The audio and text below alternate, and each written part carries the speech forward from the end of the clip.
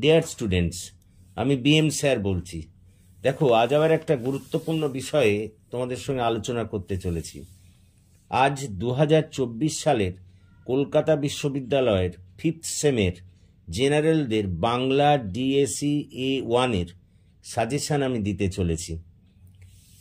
দেখো, এই পেপারটি সম্পর্কে বলে নিই। বাংলার এই পেপারটি ভীষণ লেন্দি পেপার এবং এখানে সাজেশন করা খুবই দুরূহ ব্যাপার।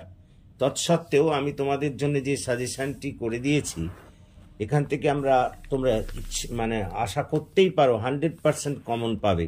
সেইভাবেই কোশ্চেনগুলোকে করা হয়েছে। দেখো, পেপারটা লেন্দি হওয়ায় কোশ্চেনের পরিমাণ একটু বাড়বে, কিন্তু নিঃসন্দেহ থাকতে পারো এখান থেকেই তোমরা কমন পাবে। তো এসো, প্রথমে আমি মডিউল 1-এর প্রশ্নগুলোর বলি কথা। 1 নম্বর প্রশ্ন, বাংলার ইতিহাসে হুসেন শাহী বংশের রাজনৈতিক ও সাংস্কৃতিক জীবনের পরিচয় দাও। 2 নম্বর প্রশ্ন, বাংলার সমাজ ও সংস্কৃতিতে চৈতন্যদেবের প্রভাব বর্ণনা করো।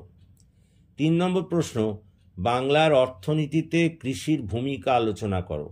4 নম্বর প্রশ্ন, চর্যাপদের কবিতায় বঙ্গজীবনের যে পরিচয় পাওয়া যায় তা আলোচনা করো।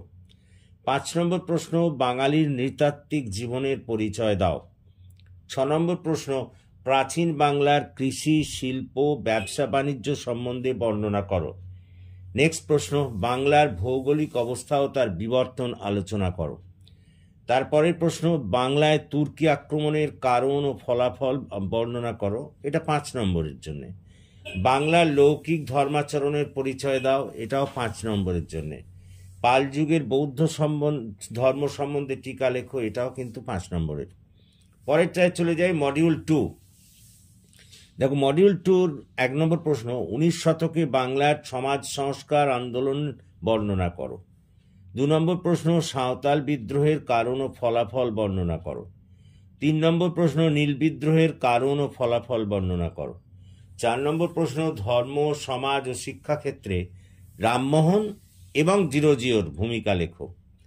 পরের প্রশ্ন, 20 শতকে বা 20 শতকে বাংলার কৃষক আন্দোলনের উপরে প্রবন্ধ লেখো। নেক্সট প্রশ্ন, বাংলার সমাজ শিক্ষাক্ষেত্রে বিদ্যাসাগরের ভূমিকা বর্ণনা করো। পরের প্রশ্ন, বাংলায় বঙ্গভঙ্গের কারণ, বয়কট আন্দোলন ও স্বদেশী আন্দোলনের প্রভাব আলোচনা করো। পরের প্রশ্ন, বাংলায় নবজাগরণের সার্থকতা আলোচনা করো। এটাও 5 নম্বর প্রশ্ন। একাডেমিক অ্যাসোসিয়েশনের উদ্দেশ্য ও কার্যক্রম বর্ণনা করো। এটাও 5 নম্বরের প্রশ্ন। তারপর তত্ত্ববোধিনী সভা, তেভাগা আন্দোলন, স্কুল বুক সোসাইটির ওপরে টিকা লেখো। এগুলো সবগুলো কিন্তু এই যে কটা বলছি, এগুলো কিন্তু এই তত্ত্ববোধিনী, তেভাগা আর স্কুল বুক সোসাইটি, এগুলো সব 5 নম্বরের টিকা দেবে। আর নেক্সট আসছি আমরা এবার মডিউল 3-তে ঢুকে পড়ি।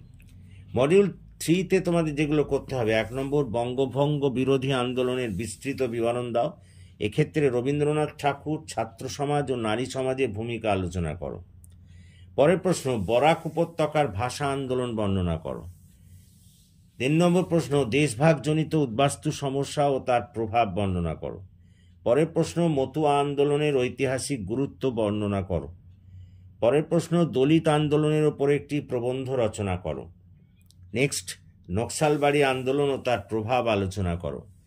পরের প্রশ্ন, 1952-র ভাষা আন্দোলন সম্বন্ধে যা জানো লেখো।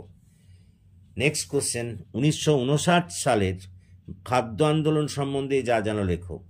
পরের প্রশ্ন, বাংলায় ব্রাহ্ম আন্দোলনের ওপর একটি প্রবন্ধ রচনা করো। নেক্সট কোশ্চেন, এবারে দেখো শর্ট প্রশ্ন, 5 নম্বরই টিকা এবং শর্ট প্রশ্ন যেগুলো থাকে, 3টে গ্রুপ থেকেই এগুলো নেওয়া। এইগুলো কিন্তু তোমাদের শর্ট প্রশ্ন দেখে রাখতে হবে। 1 নম্বর, বাংলা মুসলমানদের স্বতন্ত্র জাতিসত্তার পরিচয় দাও। 2 নম্বর, ইয়ং বেঙ্গল আন্দোলনের ওপর একটি টিকা লেখো। 3 নম্বর, শশাঙ্কর ওপর একটি টিকা লেখো। 4 নম্বর, সন্ন্যাসী ও ফকির বিদ্রোহের ওপর টিকা লেখো। 5 নম্বর, নমশূদ্র আন্দোলনের ওপর একটি টিকা লেখো। 6 নম্বর, হিন্দু মেলার ওপর একটি টিকা লেখো। 7 নম্বর, তিতুমির ও বারাসাত বিদ্রোহের ওপর একটি টিকা লেখো। 8 নম্বর, মাৎস্য ন্যায় এর ওপর একটি টিকা লেখো। 9 নম্বর সাধারণ জ্ঞানোপর্জিকা শোভার ওপর একটি টিকা লেখো। এবং লাস্ট 10 নম্বর উদ্বাস্তু সমস্যার উপরে টিকা লেখো। এই যে লাস্টের আমি 10টায় যে প্রশ্ন দিলাম, এগুলো সব টিকা। এই টিকা কিন্তু এই 3টে মডিউল থেকেই নেওয়া। এই টিকাগুলো 5 নম্বরের হবে। এই যে টিকাগুলো দিলাম এগুলো সবই কিন্তু 5 নম্বরের। এই যে লাস্টে 10টা দিলাম, এটা কিন্তু একটা মডিউল থেকে নয়, 3টে মডিউলের ওপরে। 3টে মডিউলের ওপরেই কিন্তু এই টিকাগুলো দিতে পারে। এগুলোকে আলাদা করে আমরা লিখিয়ে দিলাম। দেখো, এই করলেই কিন্তু এখান থেকে কমন পাবে। আমি তোমাদের আগেই বলে নিয়েছি, তোমাদের এই ডিএসসি A1 পেপারটি খুবই লেন্দি পেপার। সেই কারণে এখানে একটু বেশি কোশ্চেন করতে হবে কমন আনতে গেলে। তো আশা করি তোমরা বুঝতে পেরেছো। এইগুলো করো, এগুলো করলেই কিন্তু 100% কমন পাবে। এটা কিন্তু রিটেন গ্যারান্টি থাকলো আমার। So thank you for watching and listening.